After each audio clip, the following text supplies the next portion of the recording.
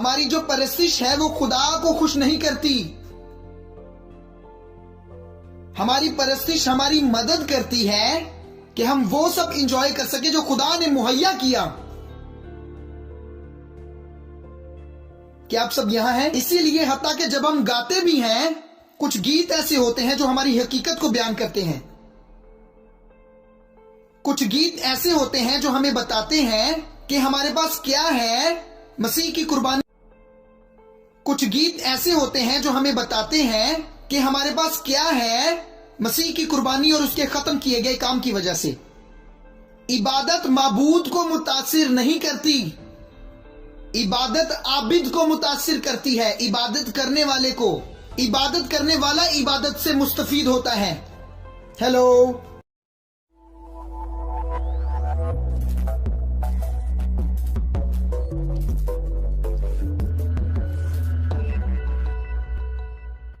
عبادت میں آپ خود مستفید ہوتے ہیں.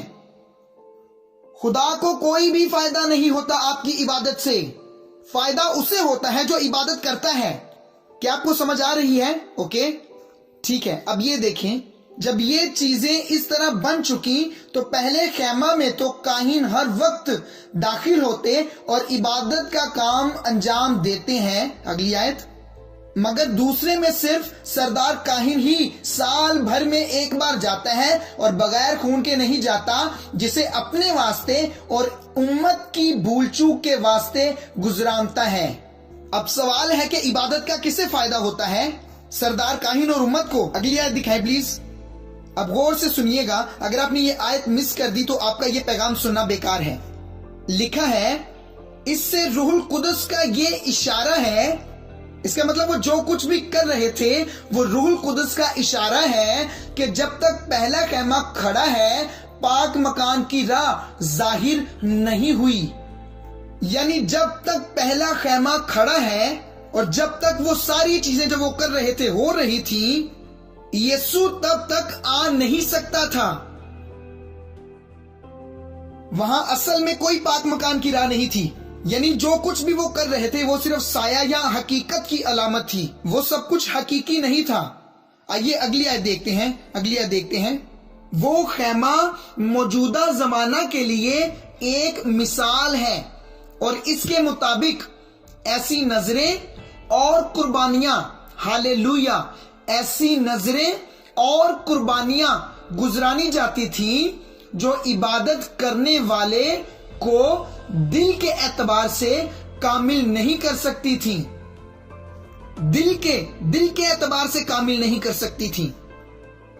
اس کا مطلب جو کچھ بھی انہوں نے کیا اسے کچھ بھی حاصل نہ ہوا، اسی لیے اس کو ہٹا دیا گیا تاکہ یسوع آئے کامل خیمہ کے طور پر.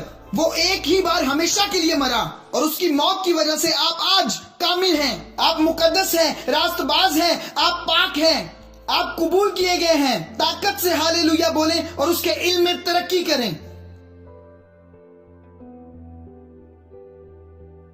کیا آپ سیکھ پا رہے ہیں آج کی شام؟ جو کچھ بھی انہوں نے قربان کیا، ایک جانور کے بعد دوسرا جانور، ایک قربانی کے بعد دوسری قربانی، ایک مذبح کے بعد دوسرا مذبح، بکرے کے بعد بکرا، جو کچھ بھی انہوں نے قربان کیا ناکام ہوا مقصد کو پورا کرنے میں. جب خدا نے دیکھا کہ انسان جانور کو مارتا رہے گا تب تک جب تک وہ خود نہ آ کر مرے، اور جب وہ سب اپنے مقصد میں ناکام ہوئے اور وقت پورا ہوا، خدا نے کہا بس اب بہت ہوا، میں خود ہی ان کے لیے سب ٹھیک کرتا ہوں. اور خدا نیچے آیا انسان بن کر. اور جب یسوع زمین پر آیا اور وہ چل رہا تھا تو یوحنا استباغی نے یسوع کو دیکھا اور کہا، دیکھو یہ خدا کا برہ ہے جو جہان کا گناہ اٹھا لے جاتا ہے. کیا میں آپ کو سکھا پا رہا ہوں؟ اور ایک دن جب یسوع کو صلیب پر چڑھایا گیا، یسوع نے کہا اٹ از. جانوروں کو مارنا، جانوروں کو قربان کرنا، مذبح کے بعد مذبح رکھنا، اور یہ سب کچھ آج میں کرتا ہوں، فنشڈ. یسوع نے وہ سارا نظام ختم کر دیا اور پھر وہ مرا اور تیسرے روز جی اٹھا. اور جب وہ جی اٹھا تو اب اس نے ہم سب کو موقع دیا کہ تم سب کے گناہ معاف ہوئے. جب آپ یسوع کو قبول کرتے ہیں تب آپ حاصل کرتے ہیں گناہوں کی ہمیشہ کے لیے معافی، اور اسی سے آپ عبادت کرنے والے بن جاتے ہیں. جب آپ چلتے ہیں آپ عبادت کر رہے ہیں، جب آپ بات کرتے ہیں آپ عبادت کر رہے ہیں، جب آپ ناچتے ہیں آپ عبادت کر رہے ہیں، جب ہاتھ اٹھاتے ہیں آپ عبادت کرتے ہیں. عبادت اب کوئی سرگرمی نہیں رہی، इबादत जो है अब वो एक्टिविटी नहीं रही, इबादत अब आपकी हकीकत है। आप एक सच्चे परस्तार हैं और आप परस्तिश करते हैं। रूह, मैंने नहीं सुना कि किसी ने आमीन कहा हो। क्या आप बरकत पा रहे हैं? क्या चीजें मजीद वाजिया हो रही हैं आपके लिए? सो परस्तिश कोई गाना या गीत नहीं है, परस्तिश है कि आप कौन हैं मसीह यस्सु में। मसीह ने आपको अपना इबादती खैमा बना लिया है। क्या तुम नहीं जानते कि तुम्हारे बदन रूहुल कुदस का मकदस, वर्शिप सेंटर बन गए हैं? रूहुल कुदस का आप वर्शिप सेंटर हैं। जब आप हरकत करते हैं तो वर्शिप सेंटर हरकत कर रहा है। ओ हालेलुया, हालेलुया। आपको परस्तिश के लिए किसी जगह पर जाने की जरूरत नहीं है, आप खुद ही परस्तिश हैं। तो अगर कोई भी इसलिए यरूशलेम जाने की कोशिश कर रहा है कि वो देखे यीशु कहां से मुर्दों में से जी उठा, यानी कब्र को देखे, आपको इतनी दूर जाने की जरूरत नहीं। मेरे पास आए, मैं उठाए हुए हूँ मुर्दों में से जी उठे मसीह को। वो मेरे अंदर रहता है, वो मुझ में बसा है। क्या वो आप में भी है? क्या मसीह आपके अंदर रहता है? मसीह आप में है और उसी की हम मुनादी करते हैं। हमारी जो परस्तिश है वो खुदा को खुश नहीं करती। हमारी परस्तिश हमारी मदद करती है कि हम वो सब इंजॉय कर सके जो खुदा ने मुहैया किया। क्या आप सब यहां हैं? इसीलिए हत्ता कि जब हम गाते भी हैं, कुछ गीत ऐसे होते हैं जो हमारी हकीकत को बयान करते हैं। कुछ गीत ऐसे होते हैं जो हमें बताते हैं कि हमारे पास क्या है मसीह की कुर्बानी और उसके खत्म किए गए काम की वजह से। इबादत माबूद को मुतासिर नहीं करती, इबादत आबिद को मुतासिर करती है, इबादत करने वाले को। इबादत करने वाला इबादत से मुस्तफीद होता है। हेलो, ये ऐसा नहीं है कि जब आप कहते हैं यीशु मसीह तू पाक है, तब यीशु पाक हो जाता है। जी नहीं, ये आप हैं जो गा रहे हैं, और जब आप गा रहे होते हैं यीशु मसीह की पाकीज़गी जो है और ज्यादा हकीकी हो जाती है आपके जहन में। तो आप हैं जिसको फायदा होता है। इसलिए जब कोई बेकार चीजें गाता है, बेकार चीजें हकीकी हो जाएंगी उसके जहन में। परस्तार फायदा उठाता है परस्तिश से, इससे खुदा को फायदा नहीं होता।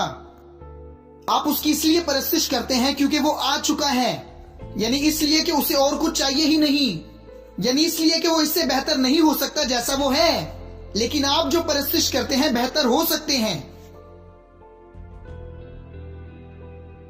इसलिए परस्तिश में किसी गीत के बिना ये आप हैं जो मुकाशिफा हासिल कर रहे होते हैं इसका कि जो मसीह ने आपके लिए मुकम्मल किया है, उसके मरने, दफन होने और मुर्दों में से जी उठने से, और जिससे आपको फायदा होता है कि आप उसकी हकीकत में चल सकें। परस्तिश गीत नहीं, परस्तिश गीतों की बात नहीं है, ये इससे बढ़कर है। ये एक मुकाशिफा है, ये इनफरादी तौर पर लोगों को मुतासिर करने के लिए की जाती थी। तो जब हम कुर्बानियों के सारे निजाम पर नजर दौड़ाते हैं, सारे पुराने अहद की कुर्बानियों के सारे निजाम, हम उन सब को बयान कर सकते हैं परस्तिश के तौर पर। जी हाँ, पुराने अहद में कुर्बानियों के सारे निजाम, कुर्बानियों का वो निजाम जिसमें जानवर की कुर्बानी की जाती, उसका खुलासा किया जा सकता है परस्तिश के तौर पर।